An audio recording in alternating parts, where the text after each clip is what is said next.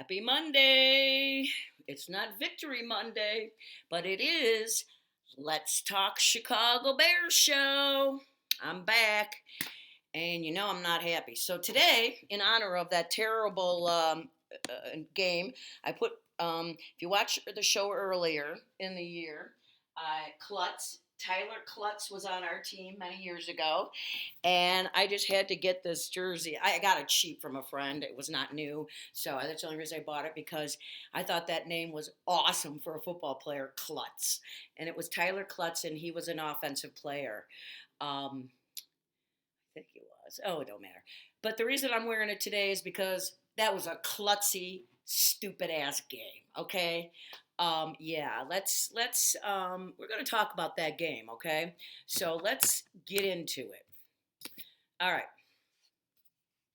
So we lost 26-23 in OT with about 2 minutes left, under 2 minutes left in OT. Could have ended up a tie almost, which in my opinion is considered a loss, but whatever. So here we are again. Basically, I'm going to be repeating stuff that I have been saying since the beginning of the year and or since Nick Foles has been put in. First of all, we did a little better on yards with penalties, but we still had seven. We had seven penalties for 53 yards. The problem, again, as I said in my last show, when the Bears get the penalties, they are just killers. So I'm going to show a little bit of that. There wasn't a lot of good stuff yesterday. We'll talk about a little bit of that. The kicking game, we have a kicker, it seems like. And oddly enough, we got him because our regular kicker, Eddie Pinheiro, got hurt in the beginning of training camp and has been on IR since. And we got this guy, and he's a great surprise. He hit a 51 footer yesterday. So that's dang good. And it was right down the middle. I mean, this guy, maybe this is one good that's going to come out of the season is we've got a field goal kicker again. The defense did really pretty good. They shoot, I know I brought it down here somewhere. Give me a second. I think the D gave up 2 touchdowns for 14 points and 4 field goals. Would have been 5, but New Orleans missed 1. So he had 5 attempts, he hit 4 of them. So really giving up 26 points and out of that only 2 touchdowns to New Orleans is not bad because if you watch Friday's show, offensively, they're in the top 10 on everything. They were. And Drew Brees still he's not going to hit you with the long bombs anymore, but he's smart and he knows what he's doing. So the only problem was in defense was in the overtime when they let that second drive go down the field, the second possession and win the field goal. But you know what? At that point they were probably gassed. It was 2 fairly long passes for Drew Brees. They were out of gas, man, which happens if your O is not scoring enough points and you're on the field all the time. I mean, the offense has to score more. I mean, we did score 23, shockingly, but we should have won that game. Should have won that game. And we're going to kind of discuss why I think we did not win that game. Of course, it's my opinion, but it's also my show, so I can say whatever I want. But I still do give props to the defense. Yeah, they gave up 20. You can argue, well, they gave up 26 points. Yeah, they did. But only 2 touchdowns, and it was New Orleans. And you can't blame them. The offense isn't doing their job. They're on the field a lot. They're tired. Give me a freaking break. Here's a couple examples of our offense yesterday and Nick Foles. Here's one. Okay, this is one penalty I did want to discuss because in the first half, right before with 12 seconds left in the first half, Foles got a number 23, our cornerback Fuller, sorry, not Foles. I got Nick Foles on the brain. Fuller, 23, got a pass interference penalty, which was bullshit. That was not pass interference. No way, no how. So that kept the drive alive, and they went down and scored the touchdown. We might have held them to a field goal, which could have been a different outcome then with the game. That was not a pass interference if you were watching enough. That was just such bullshit. Okay, so then we're going to go to the offense. The Bears, they had the ball. They got the ball right after half because um, they deferred to the second half. So the Bears got the ball right. So they come out and they're going down, and they have 3rd and 4, and stupid ass Foles gets them a delay of game. Coaches and Foles, I blame it on the quarterback as well, because he should know better too. He can see that 40-second clock is at their eye level at the other end of the field. He should be watching that, and so should somebody on the sidelines. So it's a twofer. Foles and the sideline screwed that up. He got sacked, and that was the end of that drive. So we went to from 3rd down to 4 to 3rd down to 9. He gets sacked and a drive. Boom. See, and then we had another false start in the fourth quarter where the Bears had 3 and 6. They had 3rd down, 6 yards to go.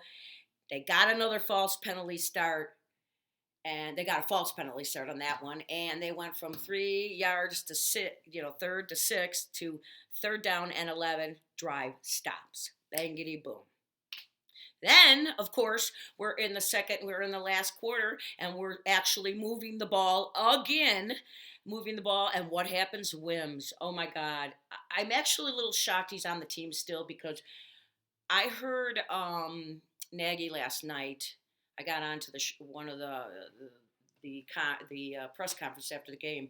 Nagy didn't actually see it because he was getting ready to call another play, and he heard about it, and he heard it was bad, so he was really pissed. You could tell. He's like, I'm not putting up with shit like that. I'm not putting up, not only did he punch him once, he punched him twice. I mean, it was kind of funny and cool. Me and my son, we were laughing, but the thing was, the guy didn't put his finger in his face. He put it in Miller's face. He stuck it under his between his face guard and got in Miller's face. Now, he might have said something that was really inappropriate. I think he did. That's the things we don't know. But you still can't punch somebody once, let alone twice. Okay, funny but not, because it stopped another drive. Yeah, he gets ejected. He's gonna be suspended by the league. We know that. And Bears are probably going to fine him. He's going to get fined and suspended by the league. Maybe the Bears keep him because we really don't have the depth in wide receivers, so we really and punt returners with Cohen out, so he might keep him. He might get a reprieve. I don't know. I really don't. So it wouldn't surprise me if the Bears released him. Wouldn't surprise me if they kept him. So whatever. So then Nick Foles. He had an interception. We know about that. He would have had 2 interceptions. In the first half, he threw to a wide open defender. And was that the defender one? I don't know. But Foles, yeah, that was the one. The guy, there was nobody around him, and Foles threw to him. I don't know who Foles was throwing at, but the guy dropped it.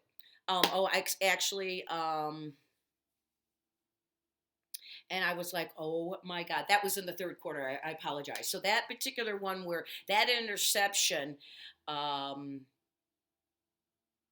okay, now I'm getting myself confused. No, first half, this brain is pickled. The first half, the Bears, he had an interception that he threw, and the guy dropped it. I mean, it would have been an easy one. I don't think the guy even knew it was coming. So he was lucky because he would have hit it too. Then in the third quarter, the defensive player was wide open, and I'm not even sure who Foles was throwing to that time in the third quarter. I didn't see any Bears around, and boom, interception. That's his 7th interception of the season. In my notes, I had he was sacked 5 times, but I couldn't confirm that for some reason. But I show he was sacked 5 times. There were several times when Foles really could have avoided the sack. My son's like, I'm like, thrown out of bounds. He goes, well, he's in the pocket. But the pocket's not really that big this way to this way. So, And as long as you move out a little bit and get it over the line of scrimmage, you're not going to get a intentional grounding. He could have moved a little bit. I don't care if you're going to get hit. You fucking throw it out of bounds, Foles. Be a man. Remember last week I told you put your big boy pants on? You did not do it. The offensive line, I got to tell you, they did it. Even though there was many times, in my opinion, yeah, the line was starting to collapse, but he still had time. And Foles was just, to me, he wasn't getting rid of the ball at all. So he caused those sacks and those um, loss of yards. He looked very unsure of himself, uncomfortable yesterday. He didn't seem like he really knew what he wanted to do. He couldn't make up his mind. And more than that, I saw him moving his feet backwards when he was trying to make decisions or throwing, not forwards. You should be going backwards. That's not what you're supposed to be doing, folks. So I'm sorry, but he did not look comfortable at all yesterday. And I will give Nagy a thumbs up. He called a pretty damn good game. I mean, he really did. We got the run game going, which I'm going to talk about in a moment. But so you can't blame that. He tried to get that ball out of Foles' hands. He held on to it way too much. He's a Statue of Liberty. He cannot move. I could move better, and I'm an old lady, okay? And you know what? I'm just getting sick of it. When they brought Mitchell in for that trick play of theirs, um, I was like, "Oh, good, he's coming in," and they went out, and I was like, bummed. And then at one point, I don't know if you guys noticed, but it was later in the game. I don't know if it was a third quarter, the end of the third quarter, beginning fourth. He was playing catch with Foles, and I thought maybe he's coming in. I didn't get that, so I say Mitchell should be back in. I just don't see any difference. I don't see. At least Mitchell can move and run and throw. Foles has no intentions. When he was let's see. Okay, so we're in the was that overtime? Yeah. Yeah, when we gave the ball back to them and they went down the field. So the last time we had the ball in overtime, we were moving. We were at the 50-yard line and it was third down, and Foles, there was nobody in front of him. He could have run. He might not have gotten the first down, but he would have gotten us closer for our fourth down. So our fourth down could have been fourth down and 2, very manageable. Or he could have cut us closer. Maybe we would have been in field goal range then. But no, he runs over to the side. As you remember, this was in overtime. No one's in front of him. And instead of running, he just kind of shovels around until the defense catches up to him. Terrible. I don't know how Nagy can defend that. I do not. I really, really don't. He should have run, and he won't do it. He won't do it. So for that right alone, he's out of there. Now, to his defense, there were many balls dropped. There was some throws that really should have been caught. There were some that were off a little bit, but should again been caught. I've seen better, harder catches caught. But then again, on the other hand, he threw some stupid. He had guys wide open, and he's throwing to the ground. Or he's throwing way out to their left. They can't get it. Or then he's throwing it out of bounds when it's not necessary, and the receiver's wide open. He just, I don't get it. I don't see why he is still playing. I honestly do not. There has been no improvement with Nick Foles. He had a better passer rating because we had that one long drive, so that helped, But. But the bottom line is you can have a freaking, I don't care, 1,000 passer rating. If you don't win the game, I don't give a shit, right? If you don't get that W, it does us no good. None. It only helps his freaking stats. So when the Bears release him at the end of the year and he goes to another team. Seriously. Now, our O-line did do a little better, as I said. They really were, and then we lost another guy who went down. It was Massey. And I was just like, oh no, we could ill afford to lose him because they were starting to execute better. And it seemed like they were doing better. So I was having some hope because David Montgomery, number 32, our running back, had 89 yards. 89. That's awesome. I would have liked to see him get 100. We had a total of 96 yards total rushing for the game. So rushing game improved. I would have liked to seen, maybe him get some more yards. So, but that was a positive. So, did Nagy call those plays, or did somebody else? That's the thing. I don't know. Nagy won't admit it if he's not calling the plays. So I'm thinking somebody had something to do with it, because the play calling was different. It really, really was. We talked about the D line. The offensive line, and we did get it, but everybody wants to blame the offensive line. They did do better, but I think all the players on the team, including defense, they seem to be lacking execution and discipline. Discipline is why they're still getting all these penalties. You get over 5 penalties, I don't even want to talk about it. That's the way I look at it. I think New Orleans, when I looked at it, I think they only had 5, and they didn't have it for many yards. I don't know. I don't care about them. I only care about our team. But again, the players aren't executing, especially on offense. Although Mr. Mooney caught a pass of 50 yards yesterday. Oh my God, it was awesome. And you know that was the longest pass completion we've had this season? And we're going into the 9th week. Sad. What does that tell you? But Mr. Mooney, that guy, and see, I think, in my opinion, Mooney should be second now. Miller keeps dropping passes. He dropped a couple yesterday that there was no way he should have had him. Should have had him. And so I'd move Mooney up. I'd like to see, 85 Clement get in there a little bit more. He was lucky on the one he caught that it didn't turn out to be a fumble, so he lucked out on that one. We talked about our kicking team being really good, but the bottom line is I just worry that there's going to be some frustration on the defense if they're behind the scenes starting to be like, shit, man, what more can we do? We got us to overtime and we still lost because the offense can't score points.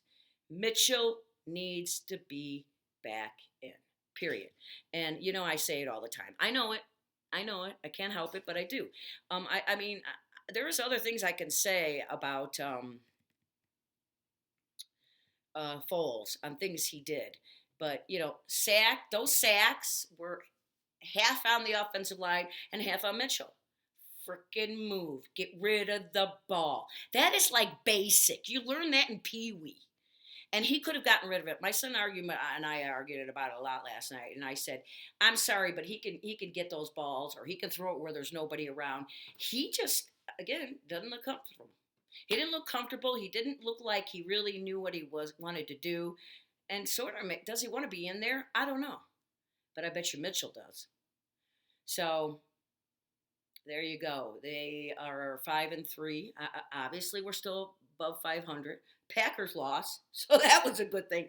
That one, I will tell you, shocked me. I didn't think they'd lose 2 in a row, but boy, that's the thing. Now, remember I told you before, inter-squad games, no matter what the record is, they're tough. What happened? Minnesota comes into Green Bay to Lambeau Field, boom, they kill them. I rest my point. Like I say, any team can be beaten on any given day, and interleague games are always going to be tough. So even if the team's only won 1 game, like Minnesota did, they came into play, and they came into play, and it was after a bye. So, but still, I was really surprised. So our division, but honestly, at the end of the day, with what we've seen the last 2 weeks offensively, the Bears aren't going to, if they do make it to the playoffs, because they've expanded the playoffs this year to include more teams, they're going to be one and done. And in my opinion, one and done does me, I'm not even happy about that. That's more of an embarrassment. It's like you didn't even belong in the playoffs in the first place if you go one and done. So unless they make some wholesale changes on certain things, this is it. And at the end of the day, you know how I feel. I want Mitchell back in. And you know what? And I'll tell you right here, if they were to put Mitchell back in, which I highly doubt they'll do unless his maybe Nick Foles and Matt Nagy are in a love um, relationship. I don't know because he certainly loves him. I don't know. So the only way Nick Foles gets out is if he gets hurt, and I don't want him to get hurt, but I want him out. But if they did put Mitchell in, and then he started to do the same thing, I would come on the show and I would admit I was wrong. But I have a feeling I'm not. I think Mitchell needs to be back in. And on that note, we're going to. What more can I say? We lost. We lost. We suck. And without um, and then our line. But I don't know. I don't know what to even say about the line. But I love the Bears. And me and my son were going crazy when it went to overtime. We were like screaming, and we always do turnover, turnover, turnover. So we're screaming that, but it was discouraging. It was not as embarrassing as the Monday night game was. By no means, it was not embarrassing. It was just very disappointing. I'm very disappointed in the Bears. I really thought they could pull that game out, and a lot of that lies on Nick Foles. It really, really does. So that's all I got for you. I'm not happy. I wore my clutch shirt to say it. Now we play next week, and Sunday we play Tennessee, who came out of the gate gung busters and been playing great to the last 2 weeks, and all of a sudden, so we go to Tennessee, which, if this pandemic never happened, me and my sister had tickets for that game, and I was going to go to Tennessee, and we were going to go and watch the game in person because she lives in Tennessee, and so that blows. But that's another tough game. I mean, even though they've been having 2 bad weeks, I hate playing teams that are either coming off of a losing streak or a bad game, because then if they're got any kind of pride, they're going to be pissed. So Tennessee I don't see them losing 3 in a row. So I really hope the Bears get their shit together, because we could be 5-4 next week. And then, now we're at the halfway point, people. So we play Tennessee on Sunday, and then the following week starts the interleague play. Again, we play in 2 weeks. We play Minnesota on Monday Night Football. That's going to be another tough one. And then they have their bye, and then it starts with Green Bay and Detroit and Minnesota and Green Bay again, and then there's another team in there I can't remember. But so they have no let up at all, none. So it's strictly, it's in their grasp. If they want to do this, they can. Even that damn dogs agrees with me. So that's it. I'm done bitching. I hope you all, as I always say, love one another, treat everybody with respect. We're all here. We're all the same. We're just good people, let's stick together, right? And tomorrow's going to be, I have a feeling, a rough day. So I plan on being pretty pickled most of the day. And we'll see on Wednesday what happens. And I will be back. I may do a midweek show. It really probably depends on what happens tomorrow, Tuesday. Whether I do a Wednesday show. And if I do a midweek show, it'll be about what's going on around the league. And then Friday, I'll do a show before the Tennessee game. We'll preview Bears Tennessee. And then I will do also another special on another rookie. And I'm going to do Jalen Johnson on number 11. Or not 11, 33. And he's our cornerback, and he's great. He's another one. Him and Mooney are my Mr. Mooney. And number 33, Jalen Johnson, is I'm calling him JJ. That's his nickname. So we'll be talking about him. So thanks for watching. I love your support. If you want to, make any comments, please do. I'll answer. And I'm also going to put in a segment. This is something I want you to think about. What's your Bears superstition? Okay? So keep on rocking and rolling from Vegas, baby. Go Bears, and we'll see you next time.